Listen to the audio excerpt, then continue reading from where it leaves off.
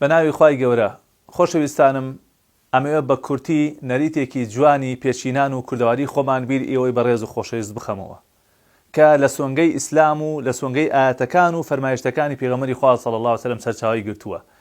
ئەو شەوەیە کاتێک کە بەڵایەک نەخۆشیەک پەتایەک نەهامەتیەک ڕووی بکداتە شارێک شوێنێک خەڵکێک بگرە تاکێک پێشینانی ئێمە هەڵەسان خێریان نەکرد سەدەقەیان نەکرد دەفع البەڵا بۆی خوای پەروەردگار ئەو بەڵا و ئەو ناڕەحەتی و ئەو ناخۆشیە هەڵگرێ. جامە بەڕاستی کاریگەریەکی زۆر گەورەی هەیە.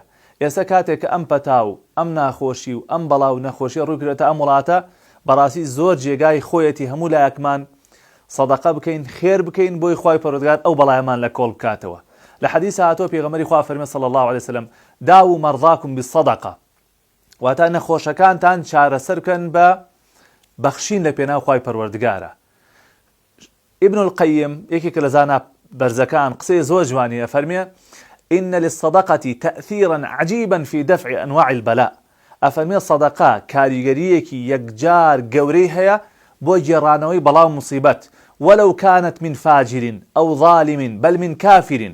أفرمي باكسيكي گناه بارج بيكا، باكسيكي ظالمش بيكا، باكسيكي حتى كافر بباورج بيكا، تأثير كاريغري هيا. فإن الله تعالى يدفع بها أنواعا من البلاء. خواهی پەروەردگار جۆرەها بەڵا و مصیبەت و ناخۆشی بەهۆی سەدەقە و بەخشینەوە لە کۆڵ خەڵکی ئەکاتەوە. بۆیە من داوام لە خەڵکی مسلمان هەیە، داوام لە خەڵکی خێرخواز هەیە، داوام لەوانە هەیە کە ئاژەڵ و مەڕووماڵات و سامانیان هەیە. وەرن ئەم چەند ڕۆژە حملەیەکی گەورە بکەن، سەدەقە بکەن، خێر بکەن، حەیوان سەر بڕن بۆی خواهی پەروەردگار بەزەی پێمان نابێتەوە.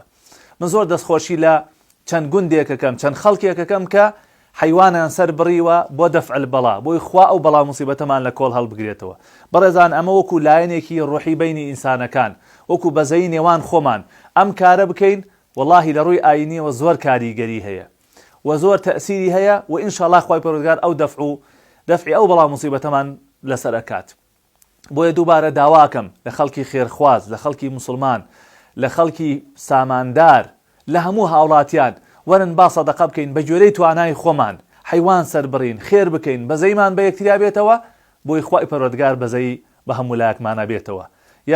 یاخوا هەموو لایەک تەندروست بن، یاخوا هەموو لایەک دوور بن لە دەرد و بەڵا و مصیبەت و ناڕەحەتی و ناخۆشی. ئامین یا رب العالمین.